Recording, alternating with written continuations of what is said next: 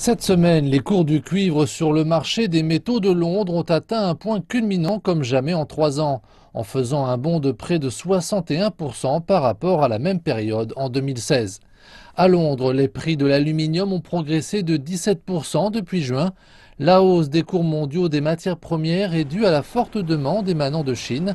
Les données de l'administration chinoise des douanes indiquent en effet que la demande du pays en importation de minerais de fer, de pétrole brut et de gaz naturel a augmenté au cours des 3 premiers trimestres de l'année. La croissance économique chinoise s'accélère et la production industrielle se redresse. Ces éléments reflètent l'amélioration de la demande qui a fait monter les prix des matières premières. Un autre facteur qui a conduit à la hausse des prix est le faible cours des matières premières ces dernières années, en particulier celui des produits industriels et des métaux.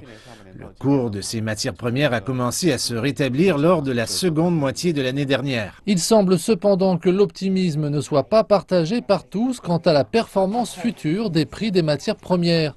Goldman Sachs a ajusté sa capacité de couverture de risque par rapport aux matières premières à son niveau le plus bas en 16 ans. La valeur à risque de la banque pour les matières premières est tombée à 9 millions de dollars entre juillet et septembre, accusant une baisse de 47% par rapport aux 3 derniers mois. Les experts estiment que ces matières premières sont des marchandises saisonnières et que leurs prix vont probablement baisser dans un avenir proche. Le cours des matières premières pourrait augmenter légèrement au cours des prochains mois, mais il n'augmentera pas de façon significative. La fin de l'année approche et, après les vacances, la demande des entreprises qui y sont liées diminuera. Ainsi, les prix des matières premières ne connaîtront pas d'augmentation continue.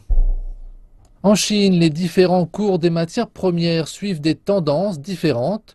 Les prix à terme du cuivre et de l'aluminium sur le Shanghai Futures Exchange ont suivi Londres et ont donc connu des augmentations significatives ces derniers mois.